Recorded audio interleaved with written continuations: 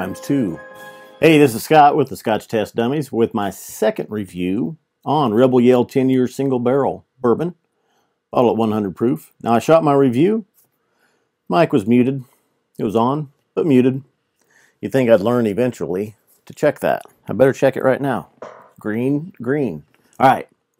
Rebel Yell 10-year single barrel. Now, this was a sample that Fletch U arranged for us to get. And I've got just the last of it in here because I had a sample a while back.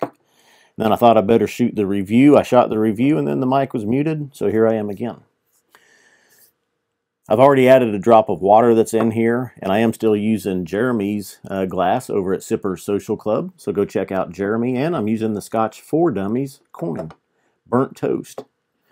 Now I will tell you, the nose on this, cinnamons, oak, caramels, a great bourbon nose, a little bit of the ABV showing, but not too much. Palate,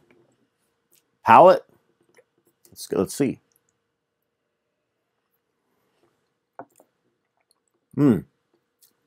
Still good. In fact, I wish I had more of this here, and that this was not the last of it. But great cinnamons, oaks, caramels, vanillas.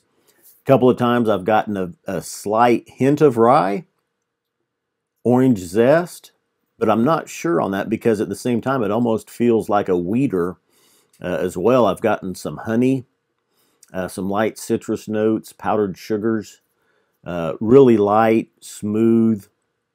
So most bourbons, if you ask me, my opinion, fit into a profile. Cinnamons, oak, caramels, vanillas. Standard. Some separate themselves from that group and stand there and they wave their arms at you and they're like, look at me, I'm different, I'm over here. This is one of those. Now, the same notes are there, but it's really well integrated. The 10 years has done it justice. It feels, it's just a great mouthfeel. The bourbon notes, great finish. It just keeps on going. A little bit of an astringency to it. I added a drop of water. Didn't really change it up.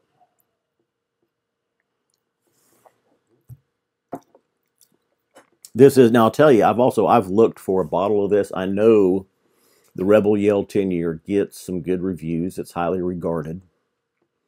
I've watched my local stores for it, and I've never seen the Rebel Yell 10-year. I see the standard Rebel Yell.